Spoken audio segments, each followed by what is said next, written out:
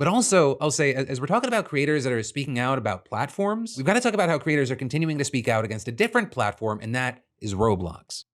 Okay, so then he moves on to Roblox. Let's see. Let's see what the comments are saying, dude. Most of it is just like in the Roblox side of things. I think it's pretty obvious why Hasan mentioned Hila. He wasn't calling for violence on her, but she's a proud ex-IDF soldier that still defends their monstrosities. And she's also one of the most prominent ex-IDF soldiers. So he was saying no matter who they are, and Hila is at the extreme end of that spectrum, although it is not a call of violence on her particularly. The whole call out to Hila was a direct reference to a specific story she has talked about. She wasn't part of the actual military. She was a desk worker, but she was bored one day and joined a raid on a Palestinian house one day with the actual militaristic part of the military just for fun. So calling her out was appropriate since she's talked about raiding homes before. That's it. And I think a lot of people don't know that. And that's part of the reason why they're like, why is Hasan talking about Hila? She was just a secretary or something, which, by the way, I mean, you know, that's still, you're still participating in the military, but like, that's not even the reason why I was mentioning that specific story. I think it's because people don't know about that, and that's the reason why they act as though it's like so out of pocket. And where is the video? I mean, we've covered it on this broadcast before. She has herself personally explained it. So I don't know why Ethan tries to actively lie to his audience and everyone else out of shame when he should also be he should be proud of it. No, I mean, after all, they did boast about it at the time. It's still on their pocket. It's got 1.2 million views. I mean, this one's better. 2 years that I served in the West Bank. Oh, yeah. This is actually a comparison that I've made on the broadcast as well. A side-by-side comparison of a former IDF soldier who actually participated in the same style of night raid that Hila Klein had participated in, and how he's reflecting on those events versus how she has consistently defended Israel to this day. This in and of itself is not to say like this war crime in and of itself that she participated in is reason to do any harm to this person. I don't believe that. I think it's fucking ridiculous if you were to claim that I believe that. I think it's ridiculous if you were to do anything at all. Shut the fuck up. That's not my commentary. That's not my beliefs. I don't believe that at all. Just look at the difference between how she speaks about this experience versus how he describes the great details. This person is also a part of Breaking the Silence, a group of former IDF veterans that are against the apartheid and against the occupation.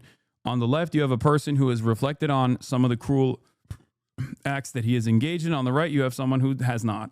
Very different than defending Israel. You can apply for it, and it's a form that you fill out. And if I don't like the second one, then I'll just find a way to get out of the army. I ended up in a better place that I liked, a base that was far from my house. Were you revolted by what you had witnessed? Yeah, definitely yes. It was kind of like just more of an adventure. Every Palestinian in front of me was not any more human being like me, was an enemy, a potential terrorist. You went on like a mission with them? Mm-hmm. To like a terrorist city? Yeah. If Palestinians will get the feeling that the IDF is all the time everywhere, they'll be afraid to attack. So what do you do to give them this feeling? You make your presence felt. You start your night shift patrol. They would go every night on a raid. Right. In Ramallah. So one time I wanted to go with them just to experience it. Break into a house, Palestinian house, of course. Not a house we have intelligence about. I'm the sergeant, I lead the patrol, I choose a random house. I walked with them to one house. Wake up the family, men one side, women the other side, search the place, you can yourself imagine the dynamics, yeah? You see people in the house, and then it's like the soldiers just walk into the house and look through their shit. Jump from one roof to another, come out through another house, wake up the family, 24 hours a day, 7 days a week. It didn't stop for 1 second. Does it feel like a normal neighborhood? No, it actually looked like a nice city. The idea is that every Palestinian will feel these raids are illegal under international law. Israel's presence in the occupied West Bank entirely is illegal anyway. Don't listen to the fucking designations that they specify, like, oh, there are 3 different zones or whatever. It's all fucking bullshit. Every single settler that is settled in the occupied West Bank has settled there illegally. Okay, don't listen to Israel's own legalese will try to create like a security presence in the West Bank or whatever. No, that's all bullshit. The military is right here. It's to do what we call in the military litzor tchushat nirdafut, to create the feeling of being persecuted. This is not an action of a rogue soldier or officer. This is your mission. There is no way of doing it nice. People are so easy to judge Hila for These raids are illegal in Israel law since it's Area A2. It's even illegal in Israeli law, but it doesn't matter. doing mandatory service in Israel, right? Everybody goes, I would have objected. I would have chosen to go to jail and be ostracized by society. They took me with them one time, even though they're not supposed to, because it was not my job. They did it just because I asked and I'm cute. You asked and because you're cute? Is it possible for an Israeli soldier to serve in the territories with a clear conscience? I don't believe a soldier who served in the occupied territories has clean hands. It's not that every soldier murders innocent Palestinians, but no Israeli soldier who served in the occupied territories, his hands were clean after that. Because at the heart of what you do, there is no way of seeing Palestinians as equal human beings to you. That's it. And that is why people act as though what I said is so ridiculous, because they don't know. They don't know that. And I didn't know at the time either when I did this podcast. Like only a year after I was done with Leftovers did I ever even find out about Hila Klein's participation in an illegal raid in the West Bank. And for the record, I know people will get mad at me for saying this, like pro-Palestinian people will get mad at me for saying this, but like the reality of the matter is, even if someone had done something so inhumane, if they had actually reflected on that behavior and spent every waking moment advocating against that sort of behavior from continuing with that experience that they had, I would never hold them. I would never hold that against them. I would never be like, well, you served in the IDF at one point.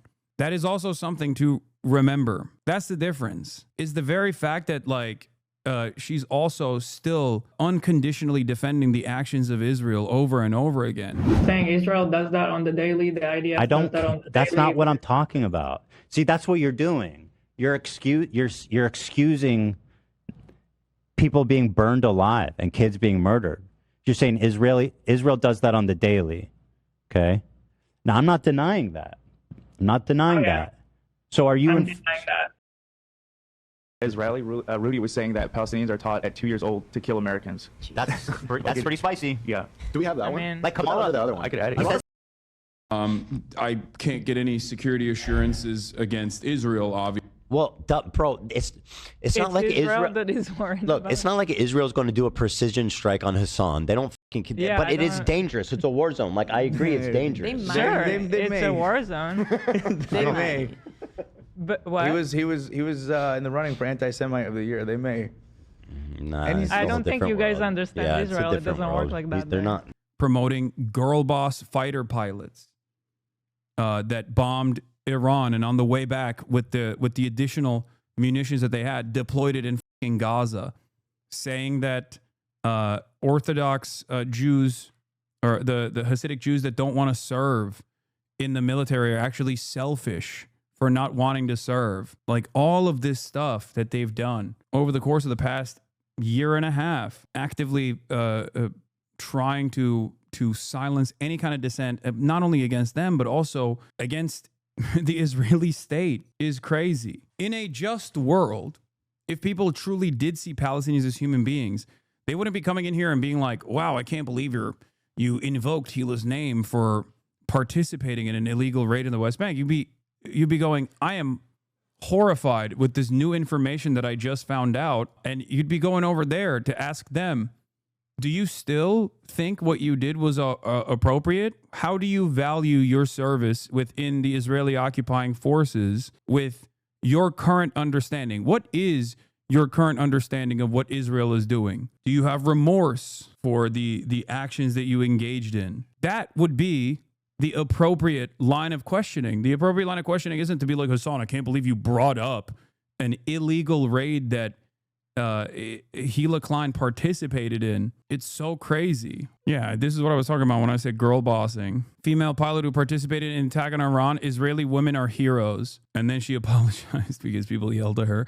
I would like to apologize for a recent story reshare about the female Israeli pilot being a hero. It came off as glorifying violence, which wasn't my intention at all, but I understand how it came off. I wanted to highlight the difference between women's lack of rights in Iran under the Ayatollah and women in Israel being given agency to even fight in combat. That being said, it's not the best timing or situation to make such a point. War is terrible and should never be glorified, and I'm very sorry for the post.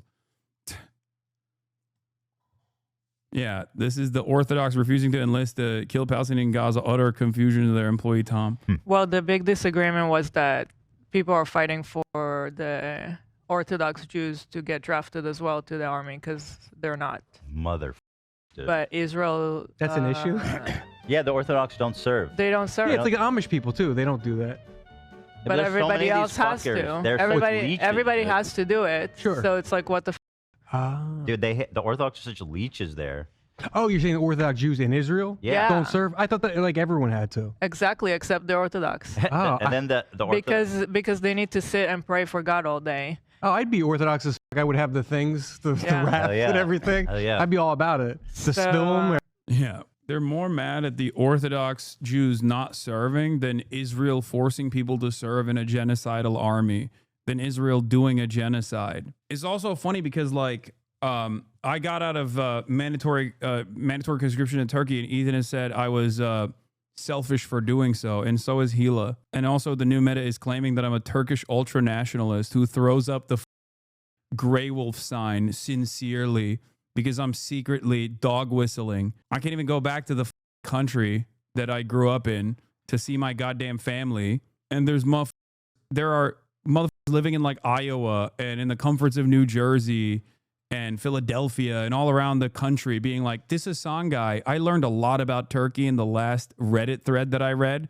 And this Hasan guy seemingly is famously a nationalist. It's so crazy, dude. Then they'll point to me criticizing a prominent Turkish national team player throwing up the gray wolf sign and then go, and he knows what it means. So he's clearly doing it as a dog whistle. Okay, then why would I not defend the other guy? That literally, it does not make sense. That is so inconsistent. You're using a video of me criticizing a prominent Turkish athlete throwing up that sign and saying it's a fascist symbol. And then you simultaneously go, oh, dude, you're throwing up the gray wolf here. Clearly, you also are an ultra-nationalist, a Turkish fascist or some shit. Yeah, the funny thing is, yes, as this Turkish chatter says, the Turkish nationalist broadcasters hate me.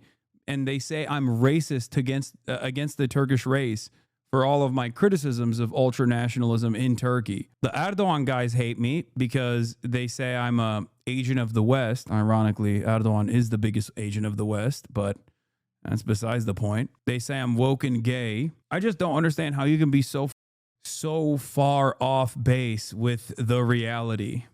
Like, even if you're just an onlooker, you look at the things that this guy is presenting, and then you look at, like, what I'm saying, and you still go, yeah, this Hasan guy, he's bad news, man. Like, look at this.